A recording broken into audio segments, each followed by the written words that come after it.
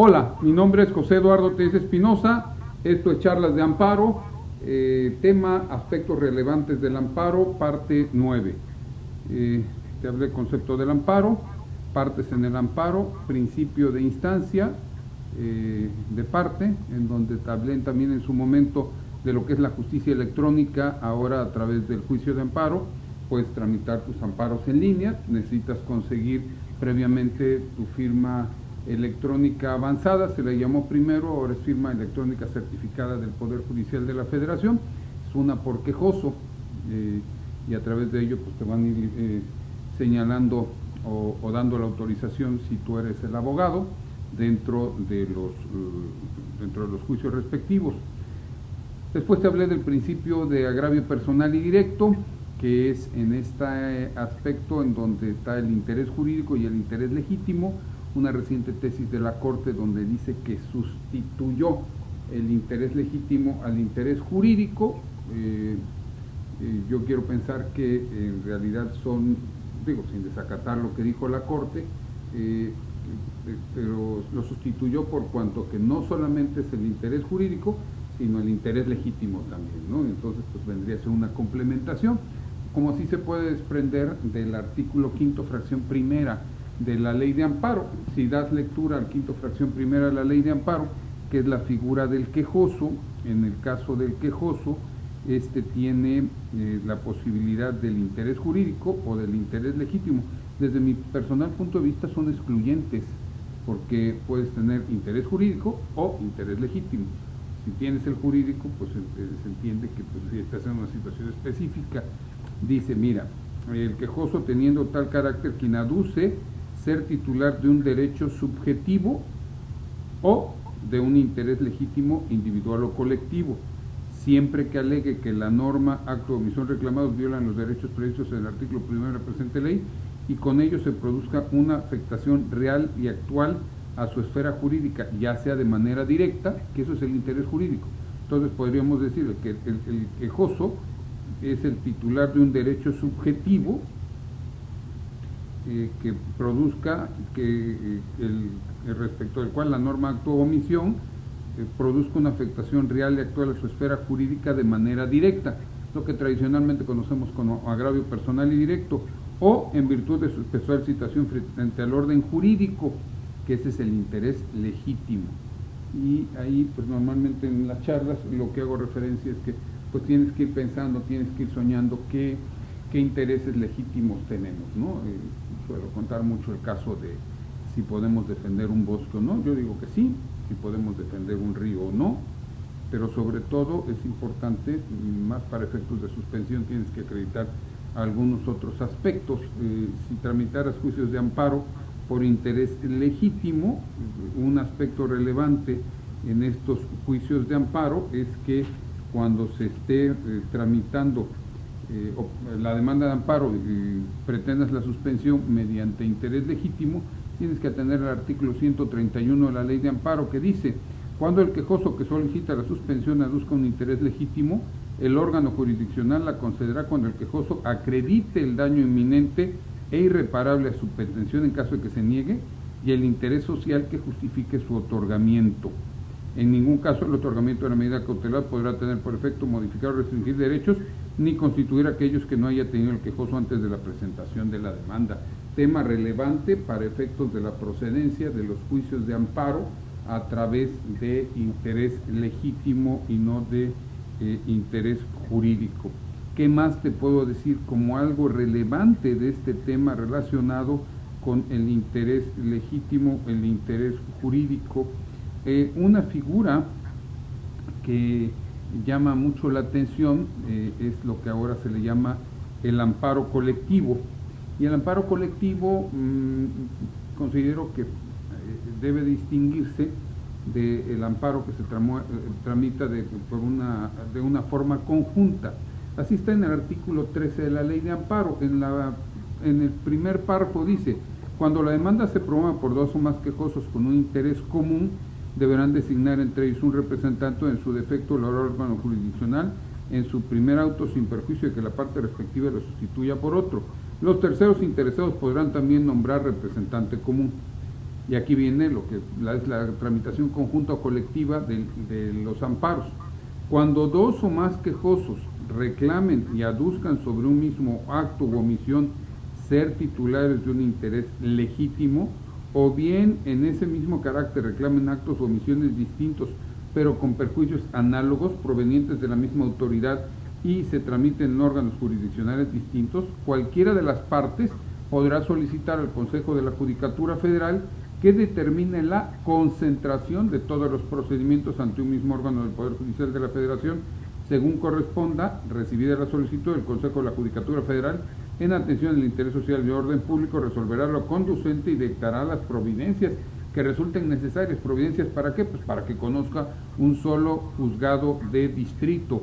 En este sentido, esta figura creada en la nueva ley de amparo es la figura llamada concentración de amparos, que es diferente a acumulación de amparos.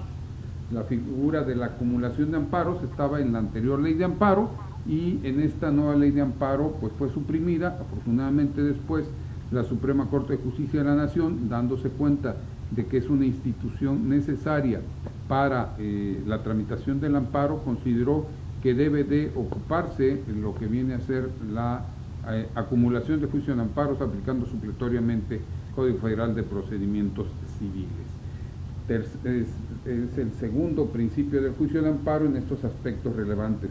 Aspectos relevantes que tenemos que ver ahora, para empezar, es respecto al principio de definitividad. Normalmente cada vez que ando dando charlas de amparo en cualquier lugar de la República en fines de semana, hago mención a que tratándose de el principio de definitividad, quizá a veces nos quedamos cortos en la universidad cuando nos lo explicaron, porque normalmente nos dicen que el principio de definitividad significa agotar el recurso medio de defensa legal necesario, susceptible de revocar, modificar o nulificar el acto reclamado. Incluso decían confirmar, modificar, revocar o nulificar el acto reclamado. Nueva ley de amparo habla de revocar, modificar o nulificar el acto reclamado. Pero el problema es que si nos quedamos nada más con esta parte de agotar el recurso medio de defensa idóneo, y porque es el que puede revocar, modificar o nulificar, si no revoca, modifica o nulifica, no es idóneo, y entonces no tienes para qué agotarlo. Es el caso concreto de los aspectos inherentes a procedimientos de responsabilidad, quejas administrativas, periodicazos y demás, pues eso nada modifica lo que hayas resuelto. Entonces, en tratándose de este principio de definitividad, eso exclusivamente es lo que se le llama definitividad vertical.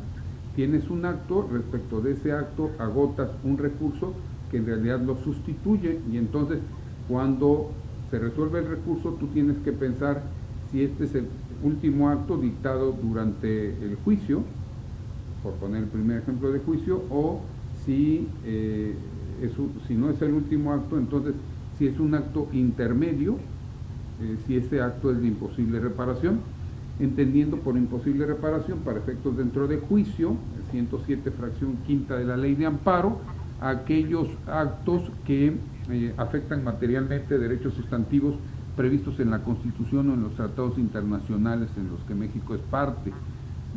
Siendo así, es donde solamente puedes entender la parte vertical, pero si ya entiendes que además tienes que verificar si es la última resolución, eso se le llama definitividad horizontal. Entonces no solamente debes de velar porque se agote el recurso medio de defensa legal idóneo, sino debes de verificar además que en este juicio sea la última etapa, del juicio, que la última etapa del juicio es alguna fase del juicio es la sentencia definitiva, que es aquella que se pronuncia sobre el fondo del asunto, o se trata de una resolución que pone fin al juicio, que aunque sin resolver el fondo del asunto lo da por concluido. Entonces, si no es sentencia, sino que es un acto intermedio, ejemplo, desechamiento de prueba, pues ahí debes de ponderar si este desechamiento de prueba genera una afectación de imposible reparación, y la regla general, si tú quieres saber si un acto intermedio es de imposible reparación, tienes que leer el artículo 173 de la ley de amparo. Vamos al mismo. Si tú tienes dudas si un acto es de imposible reparación o no, si lees el 173, estarías dilucidando cuáles son los actos de imposible reparación, cuáles no son los actos de imposible reparación, sino violaciones al procedimiento penal. 173, que ya en la reforma del 17 de junio, pues se hizo un apartado A y un apartado B, para que son aquellas violaciones al procedimiento en el sistema tradicional o aquellas violaciones al procedimiento en tratándose de lo que vienen a ser el acusatorio adversarial. ¿Dónde está esa reforma? Por cierto, vale la pena que la tomemos en cuenta. A nuestra ley de amparo nos las han reformado hasta el día de hoy 2 veces. Una, el 14 de junio del 2014, en donde hicieron la primera reforma, y la segunda reforma la hicieron el 17 de junio del 2016. En esta reforma, el 173 tiene un apartado A, que es del sistema de justicia penal mixto, comúnmente conocido como el juicio penal tradicional, y el apartado B, que es el sistema de justicia penal acusatorio y oral, que es, en cualquiera de estos casos, el listado que aparece aquí te va a dar definitivamente la pauta para saber si el acto es una violación procesal. Si está en el listado del 173 y es un asunto penal, entonces son violaciones al procedimiento, es un acto intermedio dentro del juicio que no es de imposible reparación. En consecuencia, regla general, tendrás que agotar el recurso ordinario si eres el ofendido.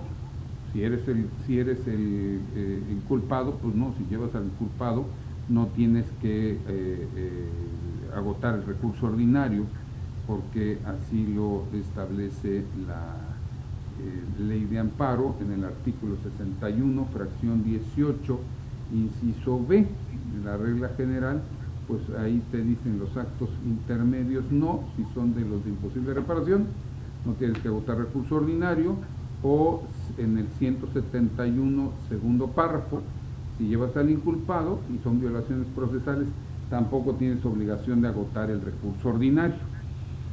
Pero si llevas al ofendido, sí tienes obligación de agotar recurso ordinario, porque no está excluido ni en el 6118B y D, que es el auto de vinculación a proceso en la reforma del 17 de junio de 2016, ni se trata de un 171 segundo párrafo, que es preparación de violaciones al procedimiento dentro del juicio de amparo mediante agotar el recurso ordinario en forma previa.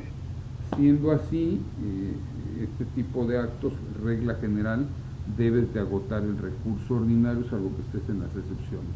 ¿Dónde están las excepciones para actos de imposible reparación? Pues las excepciones para actos de imposible reparación están en el 61, fracción 18, incisos A, B, C y D, y además en una parte infine del 61-18, que son aquellos casos en donde se dice que el acto tiene fundamentación insuficiente, o para agotar el recurso se requiere hacer una interpretación adicional de lo que dice la ley. Ahí ha sido peculiar. Yo sostengo, por ejemplo, que los recursos de revocación, regla general, desde mi muy personal punto de vista, pues implican una interpretación adicional. ¿Por qué? Porque te dice, mira, respecto de los asuntos, de los autos y resoluciones respecto de los que no procede el recurso de apelación, procede revocación. Entonces, ¿qué tienes que hacer? Hacer la interpretación sistemática con el diverso artículo en donde se establece cuáles son los autos o resoluciones respecto de los cuales se requiere agotar el recurso de apelación. Entonces, A, B, C, D, actos urgentes; B, actos atentatorios de libertad; C, amparos promovidos por tercero extraño; D, autos de vinculación a proceso; y en la parte final, lo que vienen a ser los recursos con fundamentación insuficiente o interpretación adicional, que no es indispensable que se tengan que agotar. Pero también existe otra excepción para actos de imposible reparación en cuanto a agotar o no agotar recurso ordinario, en 61, fracción 14, tercer párrafo. Esto es, si planteas la inconstitucionalidad de una norma general. ahí no tienes obligación de agotar recurso ordinario si se trata de un acto de imposible reparación. ¿Y dónde encuentras las excepciones para las violaciones al procedimiento? Estos son los actos intermedios respecto de los cuales no hay una imposible reparación. Pues vas a encontrarlos, esos dijimos en el catálogo del 172, si es materia civil, 173A, si es sistema tradicional o justicia penal mixta, 173B, si se trata de sistema acusatorio adversarial y oral. Entonces, en ese tipo de casos, tú tendrás que ver si estás en ese catálogo, son violaciones al procedimiento. ¿Dónde están las excepciones? 171, segundo párrafo de la ley de amparo, en donde te hace mención a menores. Por ejemplo, los menores sí están obligados a agotar el recurso, por regla general, en definitividad vertical contra actos de imposible reparación, salvo que el recurso no suspenda los efectos. Como puedes darte cuenta, mucho más que seguir platicando, vamos a seguir hablando de estos aspectos relevantes de nuestro juicio de amparo, mucho que seguir aprendiendo todos los días. Pero mientras eso sucede, ¿qué te parece? Mi nombre es José Eduardo Telles Espinosa, esto es Charlas de Amparo.